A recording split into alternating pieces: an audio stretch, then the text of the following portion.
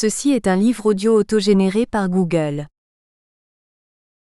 Des mêmes auteurs aux éditions L'Harmattan. Béatrice Bloorn-Brenner. Stress et souffrance au travail, un juge témoigne 2010. Du désamour au divorce, jugement, conciliation, médiation, 2013. La médiation pour tous dans l'espace OADA et en Afrique de l'Ouest, 2018.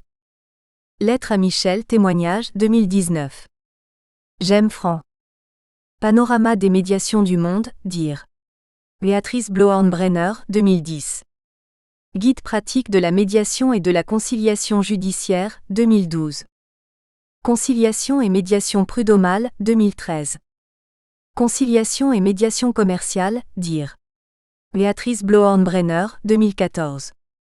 Conciliation et médiation devant la juridiction administrative, acte du colloque du Conseil d'État du 17 juin 2015, dire.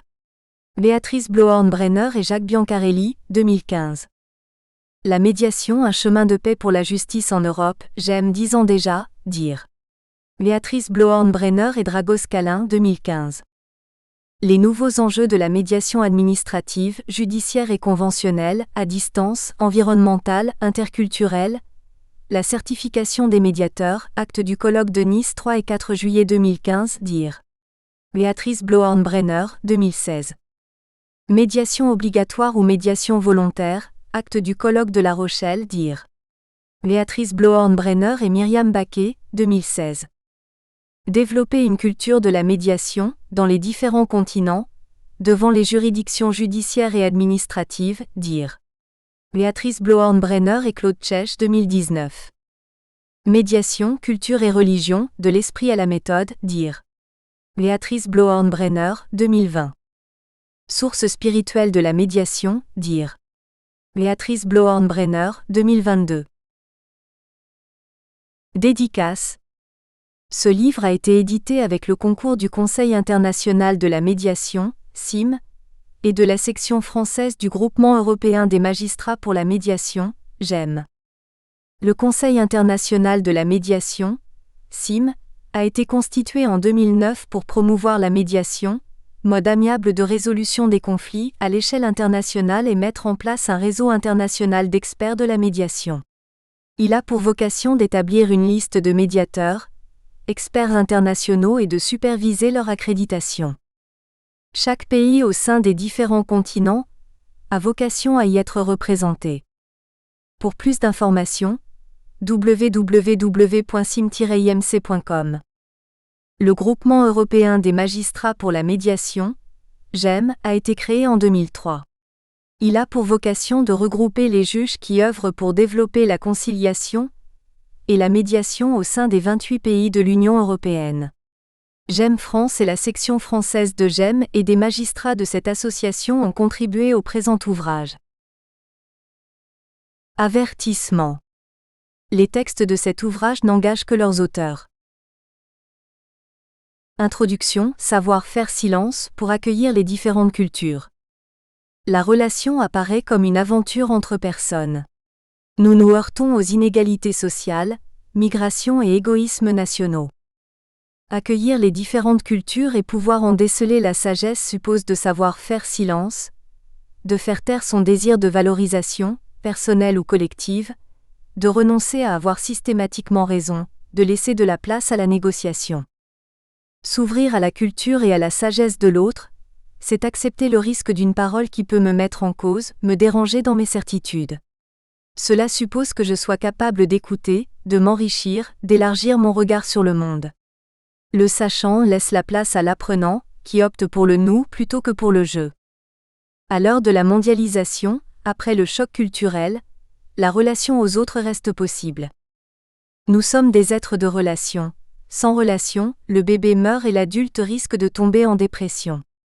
Et de fait, notre vie est emplie d'échanges ou d'interprétations de signaux verbaux ou non-verbaux. Attitude, geste, mimique.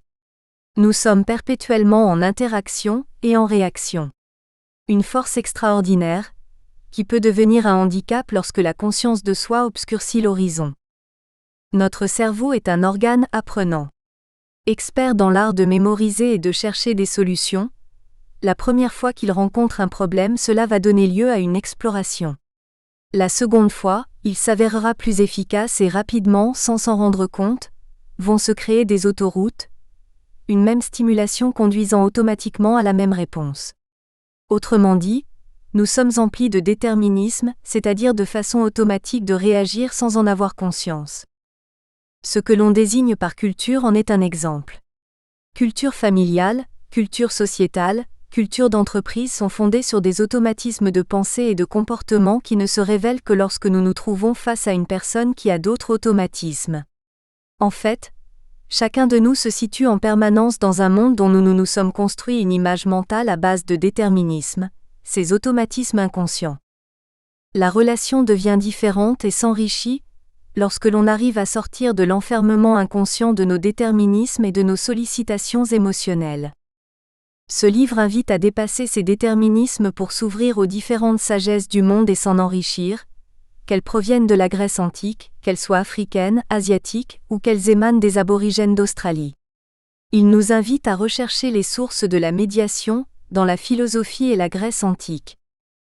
Philippe Crouy, ingénieur Supélec, ex-directeur de la gestion privée au Crédit Lyonnais, ex-directeur de GoSystem et Artuessa, cabinet de conseil en management et ressources humaines. Première partie, sources philosophiques de la médiation.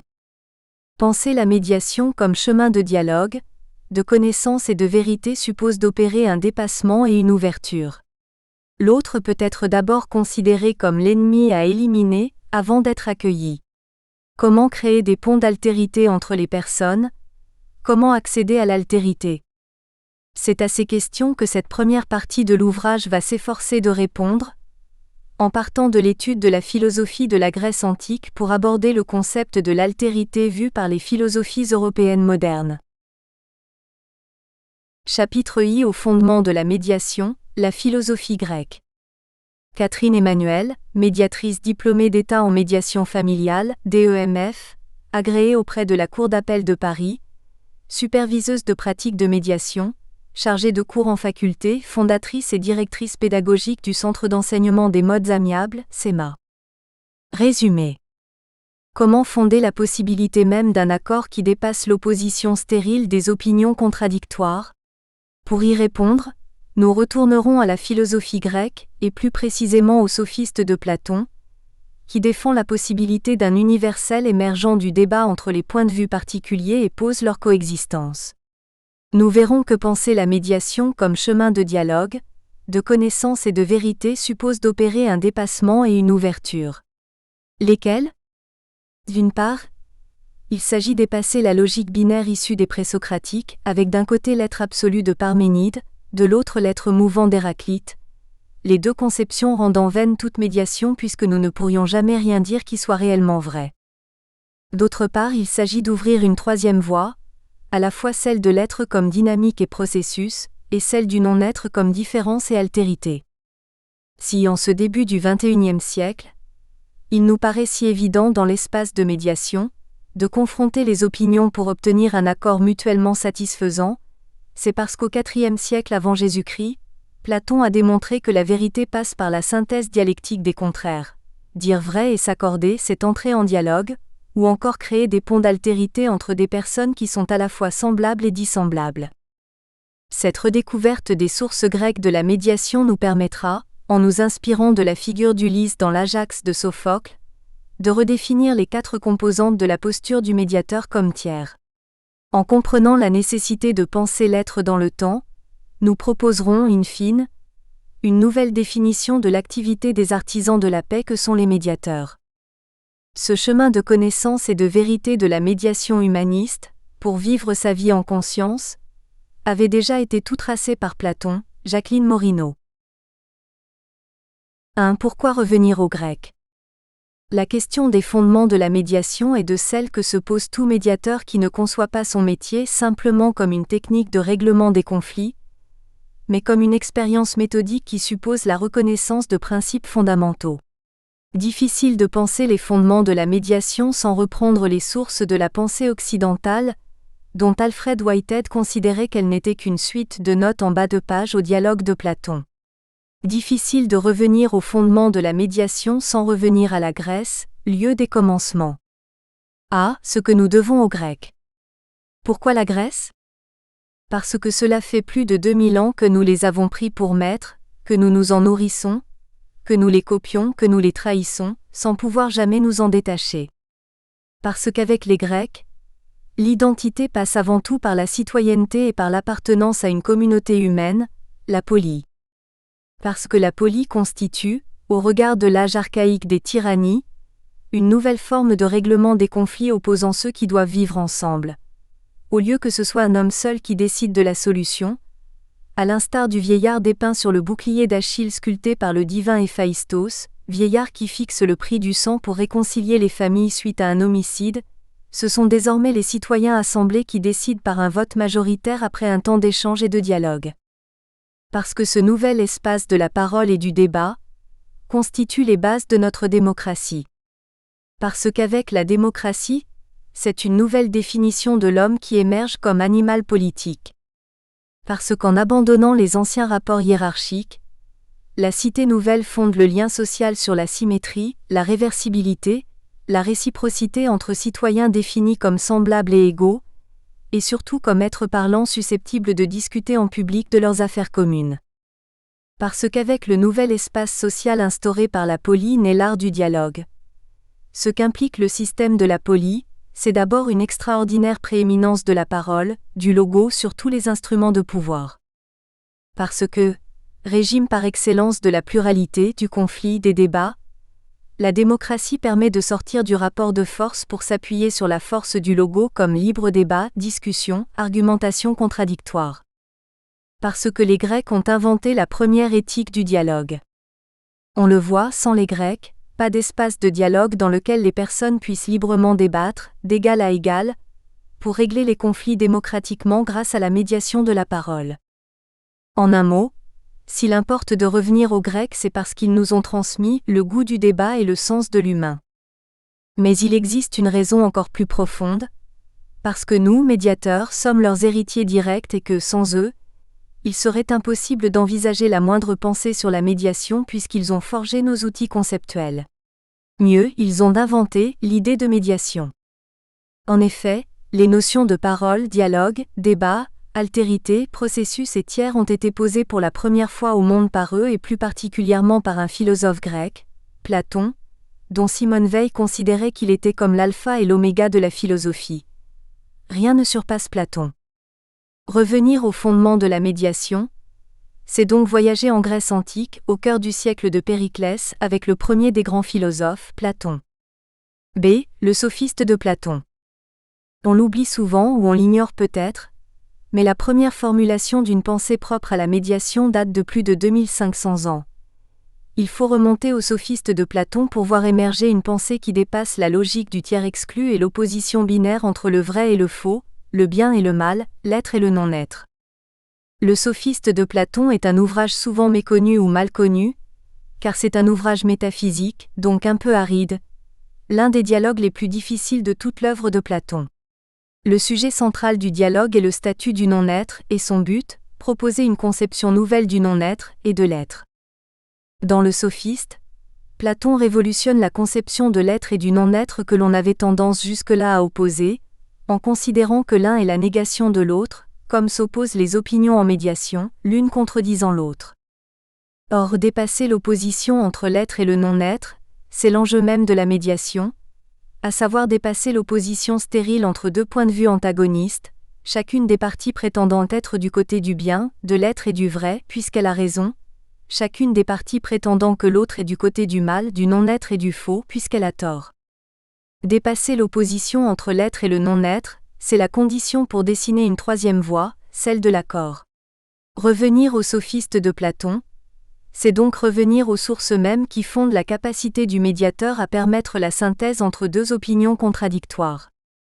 Pour ce faire, encore faut-il comprendre comment Platon dépasse la dichotomie être et non-être, et ce que ce dépassement engage. De même que la solution en médiation est la synthèse des positions adverses, ce qui en fait une solution mutuellement satisfaisante, Platon opère une synthèse entre deux thèses en apparence contradictoires. D'un côté la thèse parménidienne du réel, et de l'autre son antithèse héraclitéenne. Remontons donc à Parménide et Héraclite, pour bien comprendre l'enjeu de la synthèse platonicienne et voir dans quelle mesure ils viennent éclairer tant la médiation que la posture du médiateur et nous permettre de comprendre pourquoi nous, médiateurs, ne pouvons pas nous passer des Grecs. Penser la médiation, c'est la pensée à travers eux. 2. Les fondements présocratiques de la médiation, le non-être comme négation et contradiction. Avant Platon, la philosophie débute avec les présocratiques qui se sont posés des questions encore essentielles pour nous. La question de l'être, de ce qui est, et par là du non-être, de ce qui n'est pas. A. La conception parménidienne de l'être et du non-être. Parménide, dans son poème, interroge les choses qui existent, ta onta, et se concentre sur le simple fait d'être, touon. D'emblée, se poser la question de l'être, c'est saisir la valeur absolue et nécessaire de ce fait d'être, et poser le principe suivant: il faut être absolument ou ne pas être du tout. Ce faisant, Parménide pose aussi un interdit: que ceci ne soit jamais imposé qu'il y a des choses qui ne sont pas. En d'autres termes, il est impossible de parler de ce qui n'est pas, il est impossible de considérer à la fois qu'une chose est et n'est pas. À la connaissance instable des sens, Parménide oppose la seule connaissance certaine, celle qui affirme que l'être est et le non-être n'est pas. Il fonde l'ontologie sans laquelle il serait impossible de penser quoi que ce soit, toute connaissance supposant la stabilité et l'unité de son objet. Dès lors, il n'est plus qu'une voie pour le discours, c'est que l'être soit. Impossible donc de dire autre chose que ce qui est pleinement et absolument vrai. Impossible de penser le non-être sans réduire la pensée à un néant. Impossible de parler de ce qui n'est pas ou de ce qui serait faux. Si le non-être est le contraire de ce qui existe réellement, alors il n'existe pas. À partir de là et jusqu'à la fin de la période dite présocratique, être et vérité sont indissociables. Parler, c'est dire ce qui est en vérité, dire vrai, c'est parler de ce qui est. Or chacun sait de par son expérience personnelle que l'erreur existe, l'illusion aussi et le mensonge également. Je peux me tromper et même tromper l'autre. Ce que je perçois, ce que je pense, ce que je dis présente rarement l'unité et la stabilité d'une vérité absolue. Si le non-être n'est pas, comment débattre de manière contradictoire? De même, chacun sait qu'entre la conscience et l'absence de conscience, il existe des états intermédiaires, et que l'inconscience n'est pas la négation pure et simple de toute forme de conscience puisque je peux me souvenir de mes rêves et en trouver le sens. Mais si, à l'instar de Parménide, je considère que le non-être c'est la négation de l'être, si donc le non-être c'est le rien, alors il n'y a rien à en dire. Et cela mène à l'impossibilité de penser tout ce qui existe. Impossible de penser tout ce qui peut être soumis au changement et au mouvement. En d'autres termes, poser à l'instar de Parménide l'inexistence du non-être, c'est aller à l'encontre même de l'expérience. Pire, penser l'être de manière absolue, c'est s'empêcher de penser ce qui est donné là, ce qui est présent, la vie mouvante, la réalité changeante et les erreurs en tout genre. Une telle conception de l'être comme vérité, et du non-être comme fausseté ouvre sur des paradoxes et chemins sans issue, comme l'illustre le fameux paradoxe d'Achille et de la tortue. Penser absolument, c'est s'interdire de penser la vie comme processus évolutif, c'est donc penser la vie hors du temps du côté de la mort, de manière sclérosée, comme le montrent à l'envi les parties en conflit qui s'engagent dans une escalade mortifère. Chacune croit qu'il n'y a qu'une seule façon de penser le réel, la sienne, et qu'une seule vérité, celle qu'elle énonce. C'est comme ça et pas autrement, si bien qu'au-delà, la seule option possible, c'est la mort de L'. Autre qui me contredit, mort symbolique, par la rupture de communication, voire réelle par la violence. Maintenir l'être du côté de l'essence, c'est classer les gens de manière définitive du côté du bien, ou du côté du mal, les gens bien étant ceux qui disent vrai, c'est-à-dire ceux qui sont d'accord avec moi, et les gens mauvais ceux qui disent faux, c'est-à-dire ceux qui ne sont pas d'accord avec moi. Cette classification est d'ailleurs le propre de la pensée totalitaire qui s'accompagne d'une vision simpliste et simplifiée du réel, d'une conception monolithique et monovalente de la vérité, et refuse toute contradiction. Tout régime totalitaire pourrait déclarer, à l'instar du tortionnaire O'Brien, « Il nous est intolérable qu'une pensée erronée puisse exister quelque part dans le monde. » On le voit, Parménide n'est d'aucune aide pour le médiateur. Impossible du point de vue parménidien de sortir de l'alternative « je suis bien, l'autre est mal »,« j'ai raison, l'autre a tort »,« je suis du côté du vrai, l'autre est du côté du faux »,« je parle de ce qui est, l'autre parle de ce qui n'est pas ». Bref, impossible de faire médiation si je suis parménidienne. Dès lors, comment accepter de rencontrer l'autre en médiation si je considère qu'il est du côté du non-être? Comment accepter de rencontrer l'autre partie si je la définis par ce qui lui manque? Sa mauvaise foi, sinon elle dirait les choses qui sont, sa mauvaise volonté, sinon elle ferait l'effort de les voir comme je les vois, et sa malveillance, sinon elle cesserait de s'opposer à tout ce que je peux faire ou dire. Bref, comment faire pour amener chacun des protagonistes à ne pas essentialiser l'autre et ne pas chercher à la nier? Comment débattre avec celui qui ne dit pas la même chose que moi, voire prétend le contraire, si je considère que je détiens seul la vérité et donc énonce seul ce qui est, ce qui impliquerait que l'autre dise le faux et donc soit du côté du non-être. B. La conception héraclitéenne de l'être et du non-être. À ce stade, il peut paraître tentant d'emprunter la voie d'Héraclite qui constitue l'antithèse de celle de Parménide et nous rappelle que le réel est gouverné par le mouvement perpétuel de toutes choses et la coexistence des opposés en même temps que leur non-conciliation. Même si Héraclite ne dit rien explicitement de Parménide, sa critique de la notion d'être l'atteint implicitement. Bien qu'il ne nous reste que 130 fragments tirés de son œuvre, de la nature, certains sont encore célèbres aujourd'hui. Ainsi l'aphorisme sur l'harmonie des contraires, tout vient des contraires, en sorte que la même chose est bonne et mauvaise, vivante et morte. Elle veille et dort, elle est jeune et vieille tout à la fois. Tout est engendré et gouverné par la discorde. De même, l'aphorisme sur l'écoulement perpétuel, le fameux Pantareille.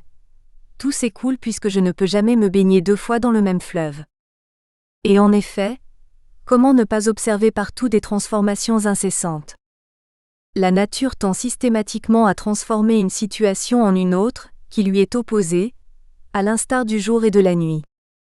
De la vie naît la mort, de la mort naît la vie. De la jeunesse la vieillesse, de la vieillesse la jeunesse, de la veille le rêve et du rêve la veille.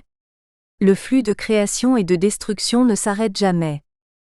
Ce qui est froid se réchauffe, ce qui est chaud se refroidit, ce qui est humide sèche et ce qui est sec devient humide. En d'autres termes, il existe un mouvement constant de va-et-vient entre les opposés. L'harmonie du monde existe par tension opposée comme pour la lyre et pour l'arc. Cette interdépendance des contraires par laquelle part, au fil du temps, tout ce qui existe évolue vers son contraire, Héraclite l'appelait énantiodromia. L'énantiodromie, du grec ancien énantiodromia, composé de énantios, énantios contraire, et dromos, dromos, course, signifie courir en sens contraire. On la retrouve notamment au cœur du taoïsme, antique système philosophique chinois, basé sur les principes d'opposition et de complémentarité du yin, attention, réceptivité, et du yang, action, qui président au dynamisme de la nature et à la transformation des êtres et des choses. À partir d'Aristote et son principe de non-contradiction, le principe d'énantiodromie est globalement ignoré par la philosophie occidentale. Notre pensée et notre perception du réel se fondent alors sur le principe du tiers exclu, ce principe aristotélicien qui veut que A ne puisse être en même temps non A. Il faudra attendre un disciple dissident de Freud, le psychanalyste Carl Gustav Jung, pour revoir le terme émerger en 1916. Le vieil Héraclite, qui vraiment était un grand sage, a découvert la plus merveilleuse de toutes les lois psychologiques, à savoir la fonction régulatrice des contraires. Il l'a appelée accent aigu énantiodromie, la course en sens opposé, ce par quoi il entendait que toute chose un jour se précipite dans son contraire.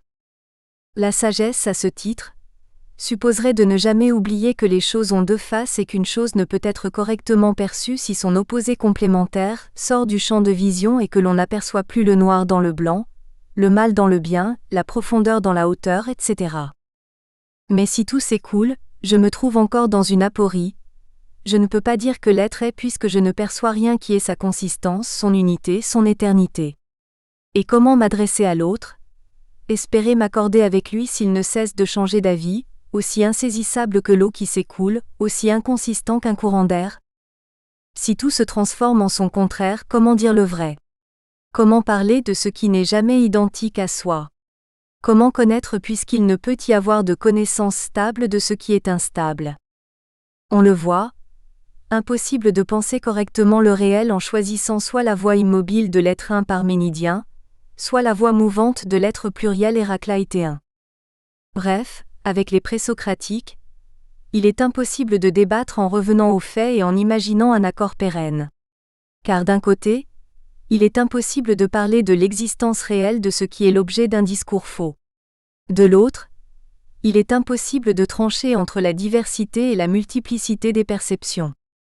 Comment donc penser le réel dans sa permanence et ses multiples changements, sans tomber dans la sophistique qui peut dire tout et son contraire, défendre avec le même acharnement une thèse vraie et une thèse fausse, prétendre que ce qui est n'est pas et que ce qui n'est pas est? Comment penser l'opposition? Comment dialoguer avec qui je ne suis pas d'accord? Bref, quel cadre fixe peut fonder le processus mouvant de la médiation? C'est là où Platon vient au secours des médiateurs. 3. Les fondements platoniciens de la médiation. Le non-être comme différence et altérité. Entre la thèse d'un Parménide, dont Platon est le citateur le plus ancien, et l'antithèse d'un Héraclite, dont Platon est également le plus ancien citateur, Platon va opérer une synthèse des présocratiques qui l'ont précédé. Entre l'être unique, immobile, parfait et la réalité plurielle, mouvante et imparfaite, Platon découvre qu'il existe bel et bien un certain non-être. Ce non-être relatif, c'est l'altérité. A. Du non-être comme autre de l'être. Platon dépasse la séparation parménidienne entre l'être et le non-être en admettant l'hypothèse dangereuse, mais salutaire, que le non-être existe d'une certaine manière. Le sophiste constitue la démonstration que le non-être présuppose l'être puisque pour affirmer que le non-être n'est pas, il faut que le non-être, d'une certaine manière, participe à l'être. Nous espérons que vous avez apprécié cet aperçu. Pour continuer à écouter ce livre audio sur Google Play Livres, utilisez le lien dans la description de la vidéo.